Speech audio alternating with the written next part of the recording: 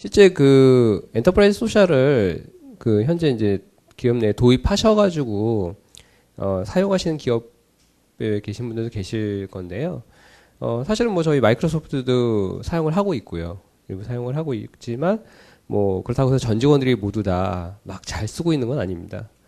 그 실제로 SNS 뭐 페이스북, 트위터 이런 것들이 굉장히 활성화되어 있긴 하지만 그렇다고 해서 이제 모든 사람들이 다 쓰지는 않는 것처럼 기업에서도 이제 도입이 됐으니까 전부 다 써야 된다 뭐 이런 식의 방법보다는 아까도 이제 잠깐 말씀하셨지만은 그 실제 SNS가 적용이 돼서 당장 성과를 좀 많이 올릴 수 있는 그런 영역들에서부터 출발을 해서 점진적으로 이 바이럴 마케팅이라고 하죠. 이제 또는 뭐 바이럴 이제 구전으로 해서 그 점점 사용자를 늘려나가는 그런 방식들에 대한 부분들을 많이 권고를 해드리고 있습니다.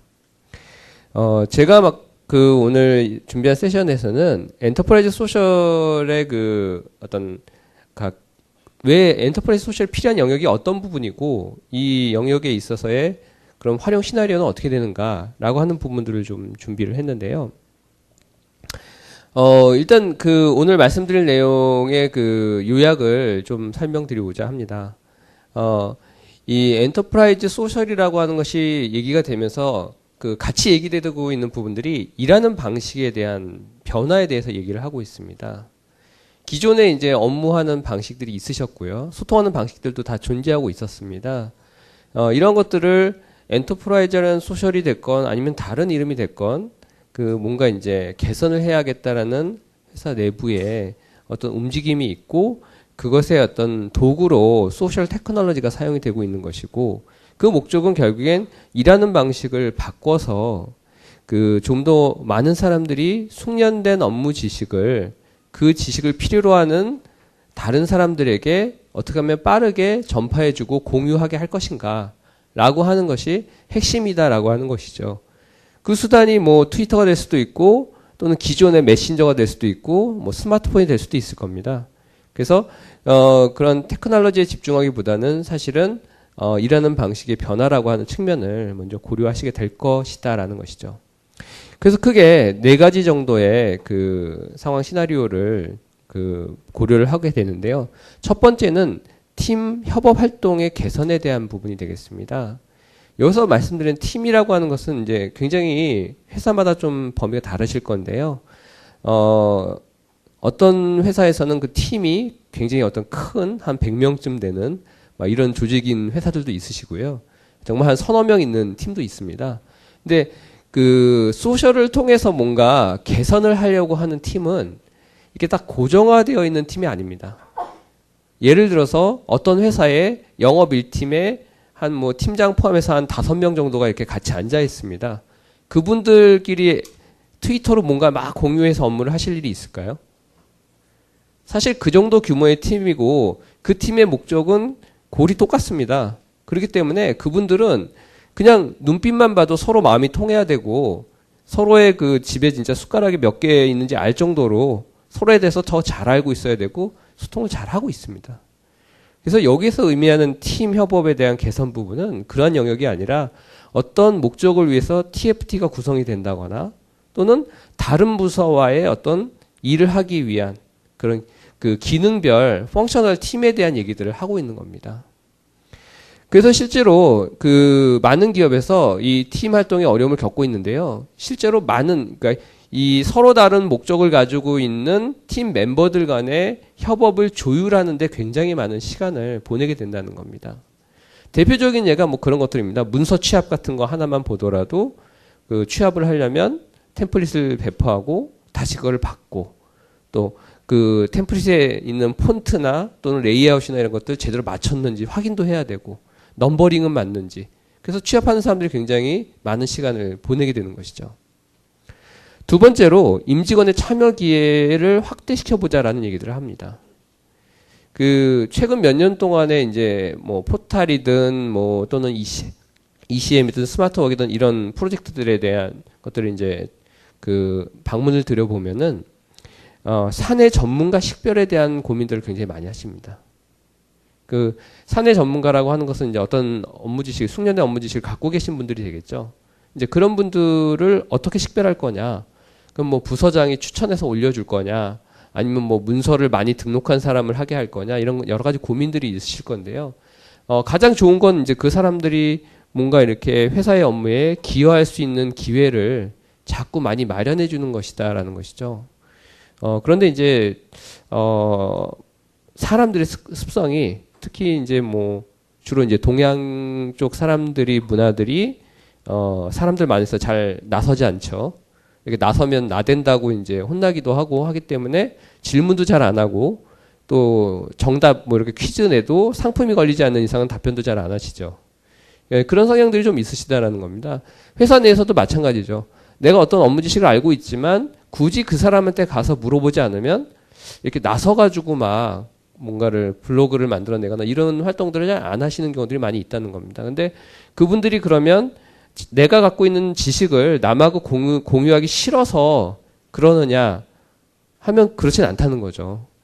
옛날에는 뭐 그런 얘기를 하시는 분들도 계셨습니다. 좀 오래 옛날에 직장생활 하셨던 분들 중에서는 요건 내 밥그릇이니까 요걸 내가 꼭 챙기고 이 업무 지식은 나만 알고 있어야지 누구한테 주면은 내 자리가 위태로워.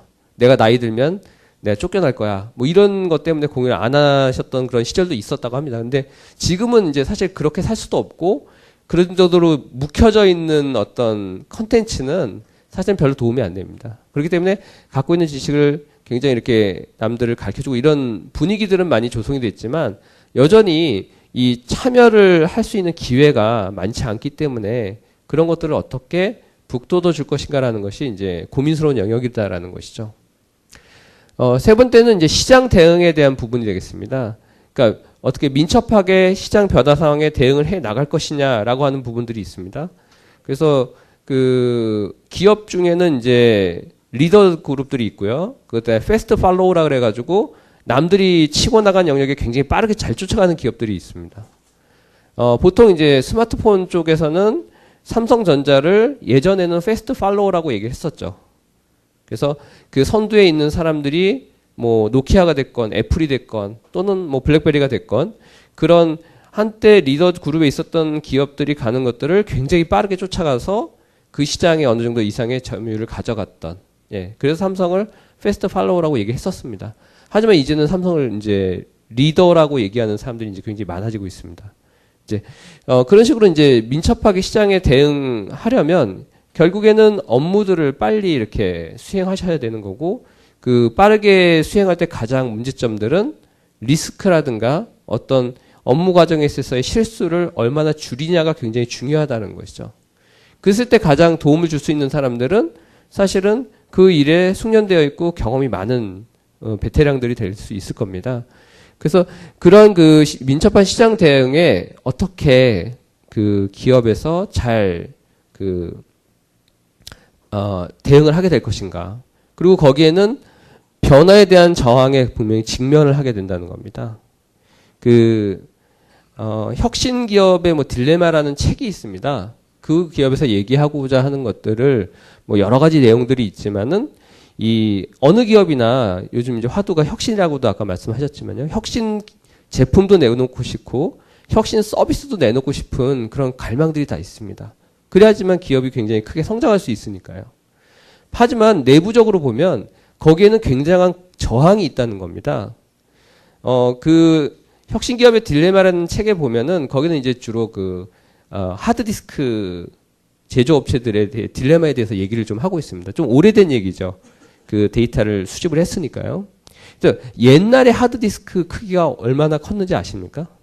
그 PC 옛날에 도스가 있던 뭐 그런 시절에 플로피 디스크라고 해가지고 9점 몇 인치인가 뭐 그런 것도 있고 좀 작아진 게 5.25인치, 그게 3.5인치까지 작아졌다가 또 PC에 들어가는 하드디스크 드라이브들도 굉장히 컸다가 점점 줄어들어서 이제는 뭐 휴대폰에도 들어가고 MP3 플레이어에도 들어갈 정도로 굉장히 작아졌습니다. 심지어 요즘은 하드디스크가 아니라 이제 SSD라고 해서 메모리 타입을 사용하게 되는 거죠. 그런데 최초에 이런 하드디스크들을 만들었던 회사들의 고객들은 그 대형 컴퓨터를 만드는 뭐 IBM, HP 이런 회사들이었다는 겁니다. 이런 회사들은 대형 메인프레임들을 만들기 때문에 계속해서 그 큰 하드디스크들이 필요했고요.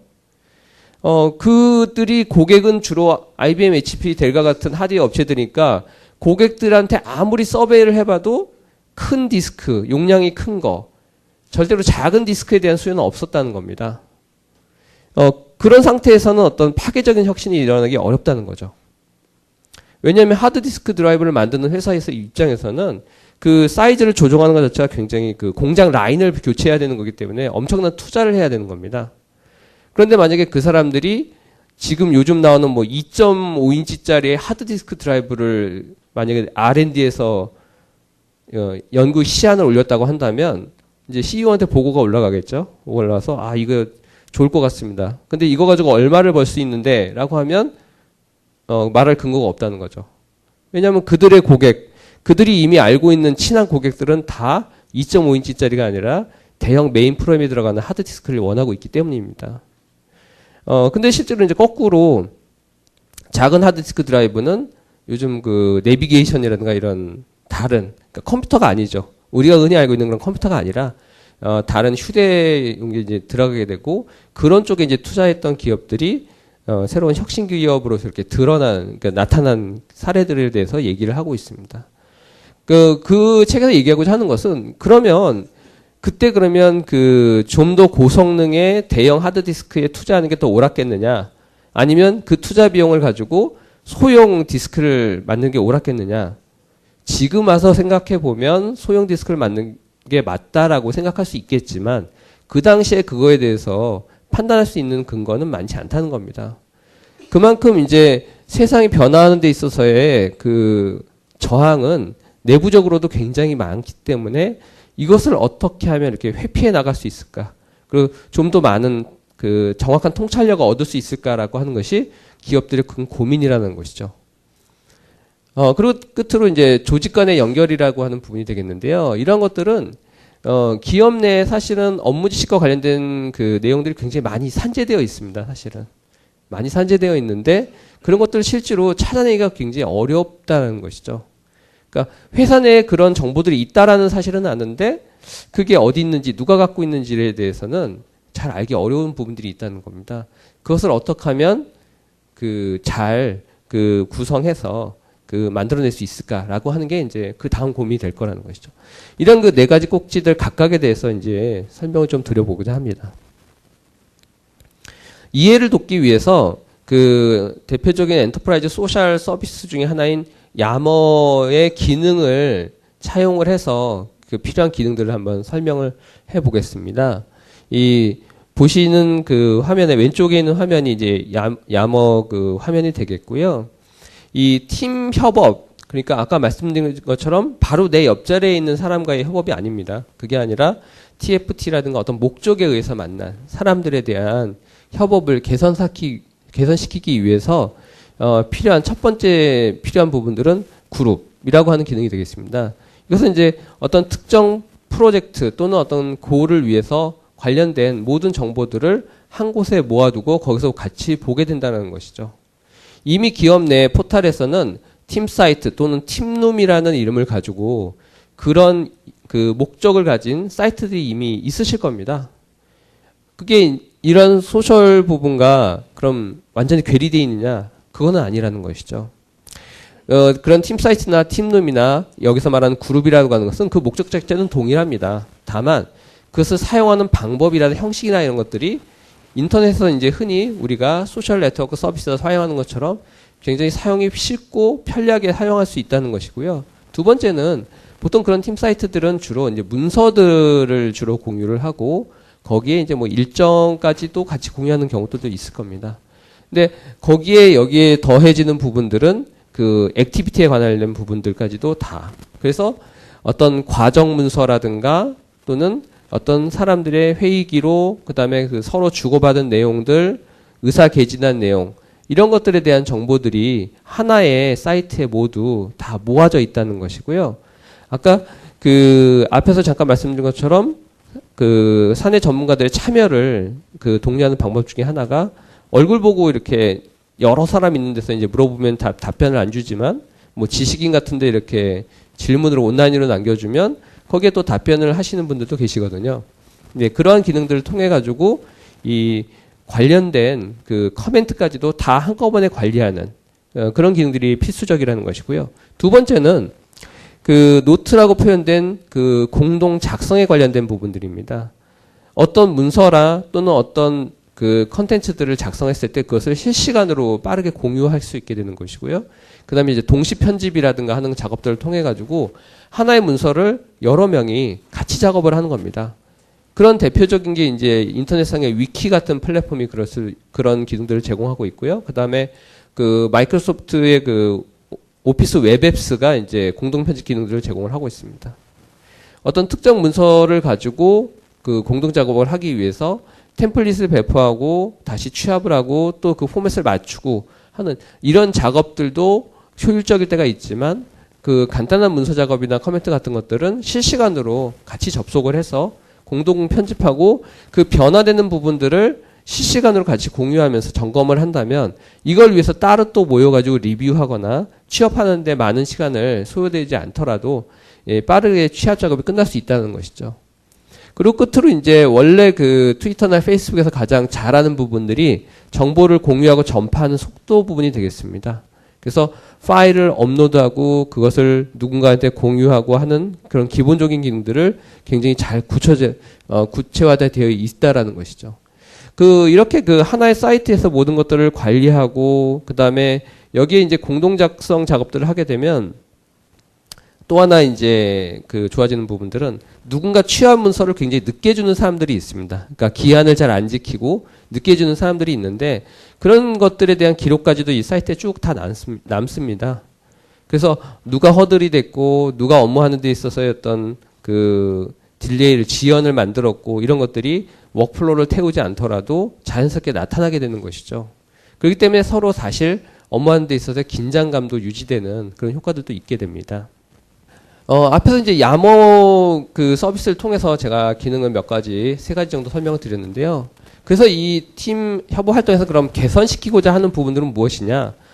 첫 번째는 팀 프로젝트 조율 능력을 향상시키고자 하는 것입니다. 여기에 이제 팀 프로젝트 조율 능력 중에 그 생산성 향상에 기여하는 한 가지는 예컨대 그 미팅 시간 같은 거 잡는 것도 하나의 그 포인트가 될 수 있습니다.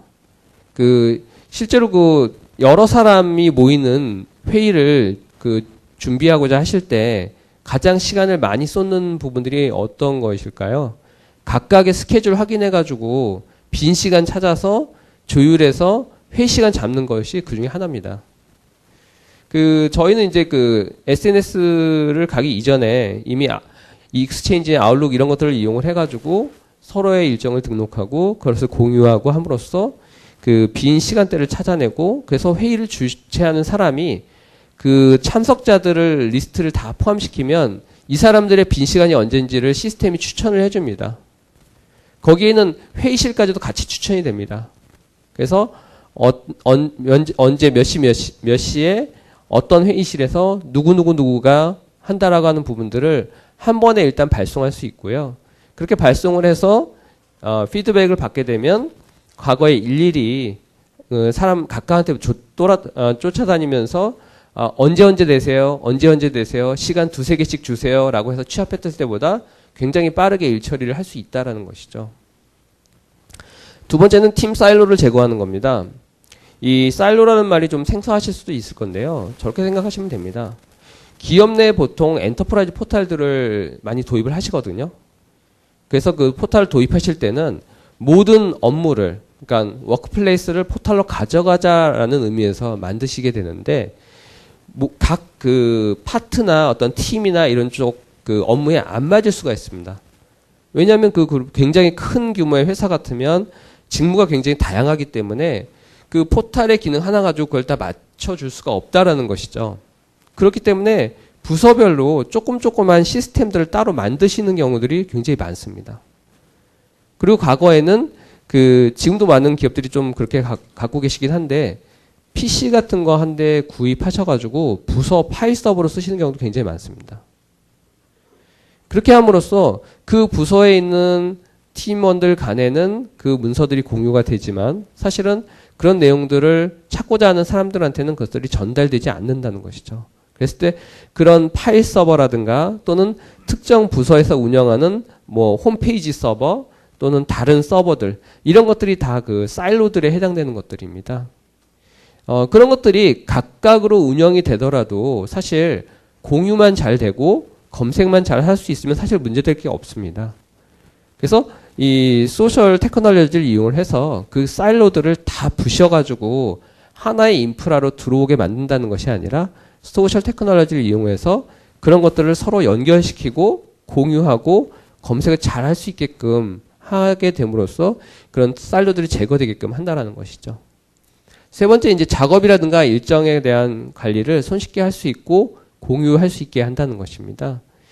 이런 그 소셜에서 얘기하는 것들이 이런 그룹 기능이라든가 또는 일정 공유라든가 이런 것들을 통해 가지고 팀의 일정과 나의 일정을 자연스럽게 합쳐주고 그다음에 그 타임라인 상에서 지금 현재 우리의 프로젝트가 어느 정도 진도를 가고 있고 지금 왜 딜레이가 되고 있는지를 누구나 쉽게 알 수 있게끔 해서 이 부분을 개선하기 위해서 이런 식으로 하면 되겠다라는 아이디어를 누구나 또 낼 수 있게끔 하는 그런 기능들을 같이 포함시켜야 된다라는 것이죠.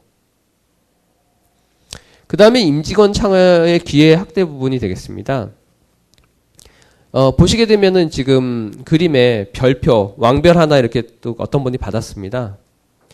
그 저희 회사 내부에서도 그 쿠도스라고 해서 칭찬해주는 앱이 있습니다. 그 업무를 하면서 누군가한테 이제 도움을 받았으면 그 사람이 어떤 업무에 어떤 도움을 줬다라고 간단하게 그 쿠도스라는 걸 하나 줄 수 있는데요. 이것은 이제 인터넷상에 왜 그 네이버 지식인 같은데 내공 주는 거 있지 않습니까? 그런 식으로 일주일에 2명 정도 줄 수 있습니다. 그래서 그런 것들을 이제 많이 받게 되면 이제 저런 왕별도 생기고 하는 것인데요. 일단 공개적으로 우수 직원에 대한 칭찬과 독려를 막 해주는 겁니다.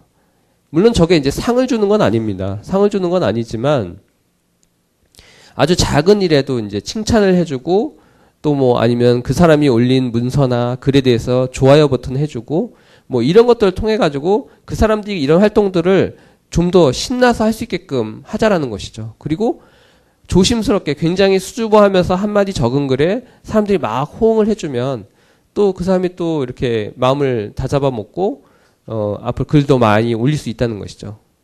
실제로 페이스북이나 트위터 같은 데서 사람들이 그런 소셜 네트워크 서비스를 많이 이용하는 이유 중에 하나는 그 공감받기를 원하는 거거든요. 지금 내가 아프다 또는 내가 오늘 좀 우울하다 그러면 미국에 있는 친구가 내가 한국에 있으면 술 한잔 사주러 갈 텐데 라고 이게 빈말인지 알죠. 빈말인지 알지만 그런 공감 위로를 받으면서 이제 그 요즘 힐링이란 말도 많이 하지만 또 그런 것들을 받는 거라는 것이거든요. 기업에서도 마찬가지입니다. 그 제가 이제 어떤 기업에 가서 이제 인터뷰를 해봤더니 그 기업에는 이런 소셜은 아니지만 이런 식으로 그 유튜브 같은 또는 뭐 그런 소셜과 비슷한 블로그 이런 것들이 이미 잘 돼 있었습니다. 시스템적으로는 다 돼 있었거든요. 근데 그분들이 이제 물어보시는 거예요, 저희들한테. 우리 회사는 이렇게 시스템도 되어 있고 나름 활동들도 하고 있는데 여전히 잘 안 된다.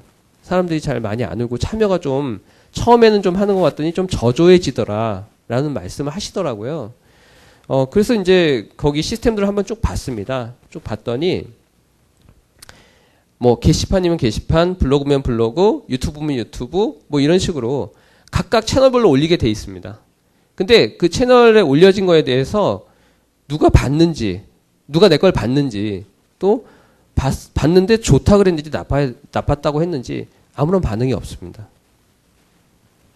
그 얘기는 뭐냐면 나는 뭔가를 올려서 공유를 했는데 사람들이 거기에 일단 댓글 다는 기능도 없었고요.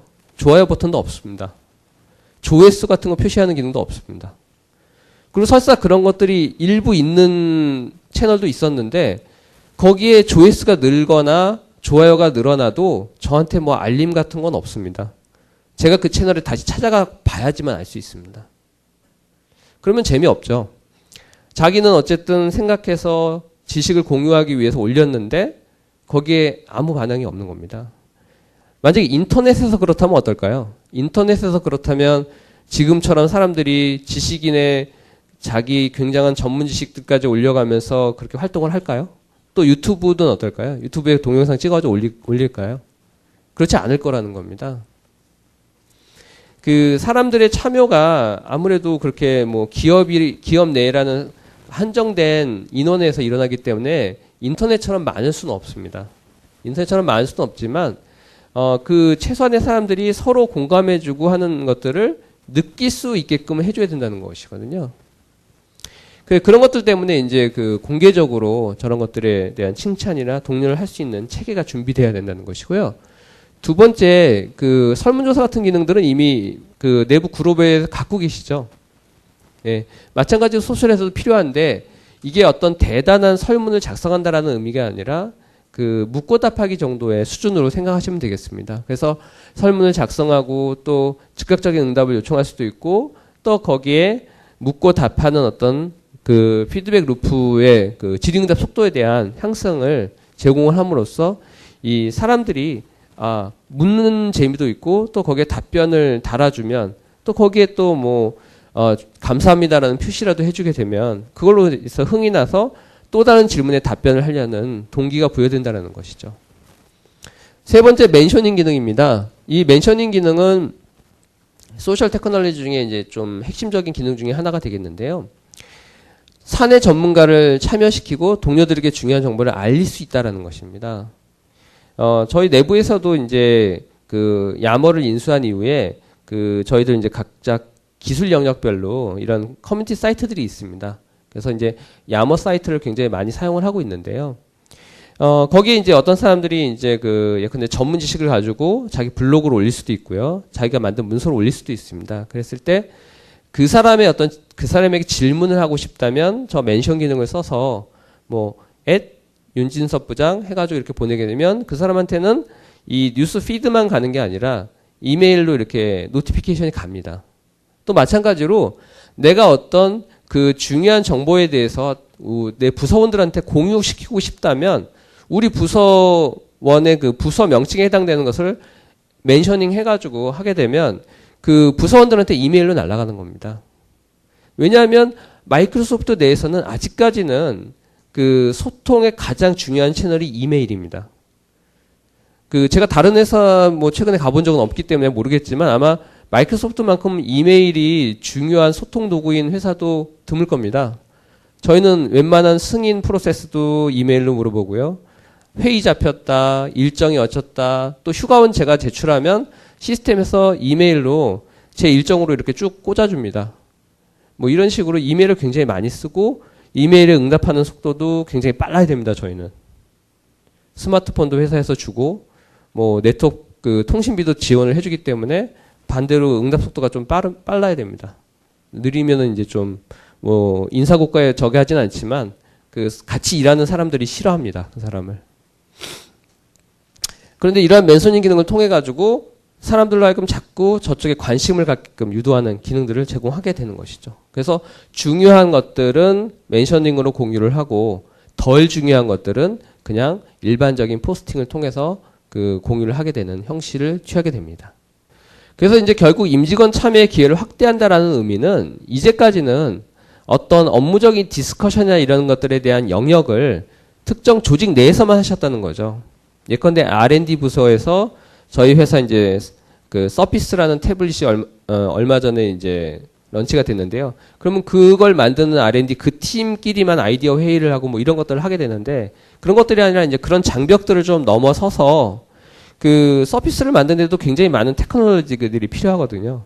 그런 것들은 이제 다른 부서의 R&D에 있는 사람들한테 조언을 얻을 수도 있고 또는 마케팅이나 아니면 그냥 세일즈 쪽에도 그런 조언을 얻을 수 있게 되는 것이죠. 그래서 꼭 저렇게 부서 단위로의 어떤 것들을 참여를 만드는 게 아니라 누구나가 다 참여할 수 있든. 그래서 이제 이런 것들을 이제 개방형 혁신이라는 얘기를 하기도 합니다. 또는 이제 뭐 개방형 혁신이라는 얘기를 하게 되는 것이죠. 그래서 전사 단위의 소통까지도 확대될 수 있다라는 것이고요. 그 정보 및 전문가에 대한 검색을 손쉽게 할 수 있도록 해준다는 것이죠. 그 다음에 이제 세 번째는 1대1 학습 기회를 부여한다는 겁니다. 저 1대1 학습 기회는 어떤 얘기냐. 이전 세션에서 저희 그 석윤 기사님이 저희 팀장님이신데요. 팀장님께서 이제 그 워렌 버핏과의 점심 식사에 대한 얘기들을 하셨지 않습니까? 그런 숙련된 업무 지식이라고 하는 것은 흔히 말해서 그 지식을 갖고 있는 그 누구 전문가하고 얘기를 해봐야 풀리는 경우들이 굉장히 많이 있습니다.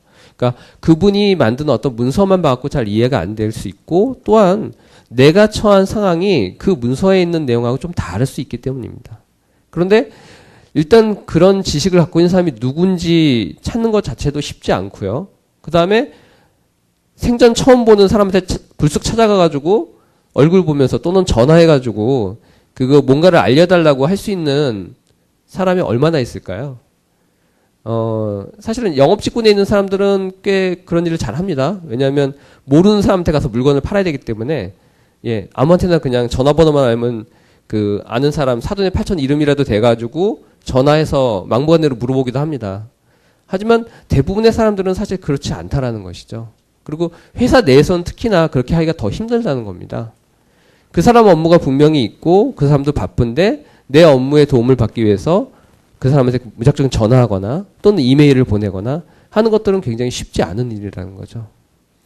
하지만 이런 SNS와 같은 이런 그룹들을 통해서 그룹 활동을 하는 사람들이 있고 그 사람들을 통해 가지고 누가 사내 전문가인지를 식별하고 그리고 그런 그룹에 참여한 사내 전문가들은 기본적으로 성향이 굉장히 잘 공유하고자 하는 기본적인 마인드를 갖고 계신다는 거죠. 이제 그분들과의 소통을 통해 가지고 사실 그 사람이 갖고 있는 업무 지식을 빠르게 나한테 어돔션할 수 있는 기회를 얻을 수 있다는 겁니다. 다음은 시장 대응에 관련된 부분입니다. 시장 대응에 있는 부분에 있어서는 제일 사실 중요한 거는 익스터널 네트워크입니다. 어젠가 오늘인가 이제 신문 기사에도 났는데요. 저희 이제 마이크로소프트에 있는 마케팅이나 이제 세일즈 쪽에 있는 사람들한테 물어보시면, 그럼 엔터프라이즈 소셜 그러면 어떤 걸로 구축할까요? 마이크로소프트는 이제 야머라고 하는 서비스도 있고요. 오피스 365라는 클라우드 안에서도 그 비슷한 기능이 있습니다. 또는 설치형으로 이제 쉐어포인트를 구축하실 수도 있고요. 근데 이제 야머를 추천한다는 얘기를 많이 드립니다. 그 이유는 첫 번째는 이제 야머 자체가 엔터프라이즈 소셜을 잘 하기 위해서 이제 서비스를 해왔던 거이기도 하지만 엔터프라이즈 소셜의 모든 그 장점을 다 가져가시기 위해서는 외부와의 소통도 굉장히 중요한 축이기 때문입니다. 만약에 설치형으로 구축을 하시게 되면 그 추후에 외부 사람과의 교류와 내부 직원과의 교류를 이렇게 이원화 시켜가지고 해야 되기 때문에 그 추진 전략상으로 봤을 때는 그 야머라고 하는 것을 이용을 해서 외부와 내부를 같이 소통하게끔 하는 형태 것을 권장드리기 때문인 것이죠. 그래서 앞에서 임직원 참여에 대해서 말씀드렸던 것과 마찬가지로 어떤 주요 파트너 또는 고객을 인게이지 시켜가지고 이런 활동들을 하게끔 하는 것이죠. 물론 지금도 일부 기업들이 페이스북에 이런 채널들을 만들어 놓고 실제 고객들과 소통을 굉장히 많이 하고 계시거든요. 근데 이제 주로 그런 고객들은 지금 대부분 컨슈머 영역들, 그러니까 예컨대 그 가구를 파신다든가 자동차를 파신다거나 핸드폰을 파신다거나 이런 컨슈머 고객들과의 소통은 그런 일반적인 플랫폼인 그 페이스북과 트위터 이런 것들을 많이 사용하고 계시고요. 마이크로소프트 역시 그렇게 사용을 하고 있습니다. 하지만 이제 그렇지 않고 약간 B2B성으로 고객과의 그 커뮤니케이션이 있다면 그런 영역에 있어서는 이런 그 엔터프라이즈 솔루션을 이용을 해서 커뮤니케이션 하시는 것도 굉장히 중요한 요소들이 된다라는 것이죠. 그리고 이러한 영업 정보들에 대해서 뒷부분에 좀 나오겠지만 이제 어떻게 활용할 거냐라는 측면도 말씀을 드릴 건데요. 그 두 번째로 이런 그 민첩한 시장 대응에 대응하기 위한 기능들 중에 하나는 프로파일에 관련된 얘기가 될 겁니다. 이 프로파일에 대한 부분들은 그 소셜 네트워크를 구축할 때 마이 사이트라는 걸 구축하는 것이 기본입니다. 왜냐하면 그 가상의 환경에서 누군가하고 소통을 해야 되기 때문에 가상의 나를 만들어내야 되거든요.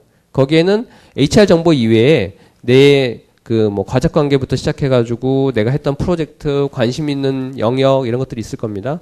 그러면 그런 것들이 왜 중요하냐 하면 이런 것들을 토대로 해서 교감하고 공감대를 형성할 수 있기 때문입니다. 그러니까 예컨대 고객과 제가 자전거를 타는 취미가 동일하다 그러면 업무 얘기만 하는 게 아니라 일단 자전거를 같이 탄다는 데서 어떤 기본적인 공감대가 형성된다는 거거든요. 사실 인간관계이기 때문에 어떤 같은 취미를 갖고 있다거나 관심사가 좀 비슷하다거나 그런 부분들에 대한 호감을 떨쳐버리기는 굉장히 어렵다는 겁니다. 그리고 그런 것들을 단초로 해서 어떤 영업적인 얘기들을 좀 하실 수도 있게 되겠죠. 예, 이런 것들을 통해 가지고 첫 번째 소통의 장벽을 제거해 보자는 겁니다. 제가 앞서서 혁신기업의 딜레마라는 책에서 대형 하드디스크 제조업체들의 고객은 전부 대형 메인프레임이나 이런 것들을 만드는 하드웨어 업체라고 말씀드렸지 않습니까? 그러니까 이미 거기에는 소통의 장벽이 이미 있었던 거죠. 그런 것들을 이러한 소통의 채널들을 통해 가지고 확대시켜 보자라고 한 것이 되겠고요. 두 번째는 그렇게 해서 고객이든 파트너든 누군가의 소통이 됐으면 그 내용에 대한 분석이 필요합니다. 그래서 플랫폼 이런 소셜 분석이라든가 이런 빅데이터 이런 얘기까지 하지 않더라도 고객들이 어떤 얘기들을 하고 있는지 또는 파트너분들이 어떤 얘기들을 하고 있는지에 대한 분석이 사람의 눈으로 찾아내는 부분들이 있을 거고요. 그 다음에 어떤 다이나믹스 CRM이나 또는 빅데이터 분석을 통해 가지고 기계적으로 찾아낼 수 있는 또 통찰력들이 있다라는 것이죠. 그래서 그런 것들이 이제 이 소셜 플랫폼과 연동이 돼서 새로운 인사이트들을 제공해 줄 수 있다는 것이죠. 세 번째는 문화나 지역의 차이를 넘어선 연결들을 구현할 수 있다는 겁니다. 왜냐면 그래서 이제 야머를 말씀드리는 건데요. 그러니까 온프로미스로 하게 되면 지역적인 이슈 여러 가지 이슈들이 발생하기 때문에 확대가 쉽지 않지만 기존의 이제 클라우드 서비스나 이런 것들을 활용하시게 되면 그런 부분을 좀 더 용이하게 진행하실 수 있다라는 것이죠. 예, 마지막으로 이제 조직 간 연결에 관련된 부분들에 있어서는 사실은 앞에서 말씀드린 것과 같이 유니버설 서치를 통해 가지고 모든 데이터, 문서, 그다음에 대화 내용까지도 다 검색을 하고 또 인물에 대한 검색까지도 이 팀 사일로 없이 한꺼번에 검색할 수 있는 체계를 만들어 줘야 된다는 것이고요. 다만 이 검색에 있어서 한 가지 이제 유념하실 부분 중에 하나는 산에 있는 모든 디지털 콘텐츠를 다 통검색을 하면 좋긴 하겠지만 과연 저한테 필요한 정보를 줄 수 있을까요? 네이버나 구글에서 검색해 보시면 어떻습니까? 웹에서 검색해 보시면 검색계가 괜찮다고 느끼시는 경우 굉장히 많으실 거예요. 왜냐하면 굉장히 많은 사용자들이 사용하기 때문에 사실은 많은 사람들 중에 상위 한 10%, 20%에 있는 사람들이 원하는 것은 대부분 비슷한 결과입니다. 예컨대 이제 야구 좋아하시는 분들은 오늘 업무 시간 틈틈이 유현진 선발 경기 이렇게 보시느라고 좀 이렇게 여러 가지 보셨을 거예요. 근데 그분들이 오늘 네이버 들어가서 친다면 유현진이라고 친다면 어떤 정보를 얻길 원하실까요? 오늘 아리조나 다이아몬드 맥스하고 한 경기 결과를 알고 싶을 겁니다. 네이버에 얼마나 많은 사람들이 유현진을 오늘 치겠습니까? 엄청나게 많은 사람들이 칠 겁니다. 그렇기 때문에 웹 포털은 그런 것들을 정리하기가 조금 더 쉽습니다. 근데 엔터프라이즈는 그게 아니죠. 직무적인 것 때문에 검색을 하기 때문에 관심사가 다 다릅니다. 그렇기 때문에 직무적인 범주 내에서 그런 것들을 식별을 해서 예컨대 영업부서에 있는 사람들은 이런 정보들을 잘 찾더라. R&D에 있는 사람들은 이런 정보들을 잘 찾더라. 이런 것들을 잘 구별하고 식별해서 프로필별로 맞춤 검색을 해줄 수 있는 체계들이 같이 도입이 돼야 된다는 겁니다. 두 번째 이제 기존의 리거샤와의 연동을 통해 가지고 기존 어플리케이션들에서 발생한 어떤 액티비티들도 이 소셜을 통해서 같이 통합 관리할 수 있게끔 해주는 체계가 필요하고요. 그것과 연계돼서 액티비티 스트림 티커라고 하는 기능들이 큰 역할을 수행하게 됩니다. 그것은 이제 뒤에서 설명을 드릴 텐데요. 기존의 인트라넷을 없애고 소셜 플랫폼을 다 바꾸는 것이 아니라 기존의 인트라넷 시스템에 있는 서비스들, 어플리케이션들 이런 것들에서 일어나는 액티비티들 중에서 나한테 뭔가 알림을 줄 수 있는 것들에 대한 것들을 또 뽑아서 이 앞에서 말씀드린 액티비티 스트림 티커 같은 것으로 전달을 해준다면, 아, 내가 뭐 결제 승인할 게 있네? 아, 나한테 중요한 알림이 왔네? 뭐 이런 것들에 대한 것들을 이 액티비티 스트림 티커라는 하나의 통합 알림 센터를 통해서 받아보실 수도 있다는 거예요. 이런 것들이 앞에서 아까 말씀드렸던 것처럼 내가 뭔가를 올렸는데 누군가 그 문서에 대해서 댓글을 올려주거나 좋아요를 하면 그것도 나한테 알려줘야 된다는 거죠. 내가 어떤 시스템, 어떤 채널에 올렸더라도 내가 받는 알림은 단일된 형태의 채널에서 나한테 알려줘야 된다는 겁니다. 그렇게 해야지만 그것을 통해서 내가 다시 독려받고 칭찬받고 그거에 다시 동기부여돼서 또 다른 활동을 할 수 있게 된다는 것이죠. 예, 이제까지 이제 시나리오에 대한 부분들 좀 설명을 드렸고요. 그 남은 한 2분, 3분 정도 남아있는데 그 시간 동안에 저희 마이크로소프트가 생각하는 소셜 비전과 그 로드맵에 대해서 간단히 설명드리겠습니다. 일단 마이크로소프트가 생각하고 있는 그 향후에, 그러니까 야머라든가 쉐어포인트가 소셜 플랫폼들이 갖고 있는 비전이기도 한데요. 지금 현재는 단순히 그 일반적인 그 흔히 페이스북, 트위터가 제공하는 정도의 기능들을 기반으로 하고 있지만 향후의 사용자 경험은 협업이라든가 전자메일이라든가 또는 유니파이드 커뮤니케이션들이 다 그 어우러진 형태의 그런 사용자 경험을 제공하게 될 것이고요. 그 다음에 소셜 레이어를 통해 가지고 사람끼리만 연결해 주는 게 아니라 사람과 데이터와 뭐 업무 시스템과 업무 데이터 이런 것들에 대한 모든 자산들을 상호 연결시키는 형태로 자리 잡게 될 거라는 것이죠. 그리고 끝으로 지금은 소셜 부분에 있어서 어떤 보안, 뭐 레귤레이션, 컴플라이언스 이런 것들을 지금 적용하고 있지 않거든요. 하지만 향후에는 그 플랫폼에 이런 것들이 다 탑재가 돼서 엔터프라이즈급 클래스로 이 소셜 플랫폼이 만들어지게 될 거라는 것입니다. 그리고 실질적으로 이제 제품적으로 보게 되면 지금 현재 야모와 쉐어포인트라고 하는 그러니까 온프로미스용과 그다음에 온라인용 그 소셜 플랫폼은 그 아주 기본적인 인티그레이션입니다. 그러니까 그 야모의 어떤 결과를 그냥 쉐어포인트에서 게시해 주는 수준. 하지만 이제 조만간 이미 일부는 좀 되어 있는데요. 문서라든가 피드라든가 사용자의 인증에 관련된 부분들이 그 조만간 그 통합이 돼서 여름 전에 그 같이 활용하실 수 있는 형태로 만들어지게 될 것이고요. 향후에는 이제 앞서 말씀드린 것처럼 저희 익스체인지, 링크 또는 스카이프 이런 여러 가지 그 도구들이 있습니다. 이런 것들끼리 상호 유기적으로 연결될 수 있는 형태로 그 저희 마이크로소프트 엔터프라이즈 소셜 플랫폼이 이렇게 발전해 나가게 될 것입니다. 예, 오늘 좀 짧은 시간에 여러 가지 얘기들을 좀 드리려고 하다 보니 시간이 조금 넘었는데요.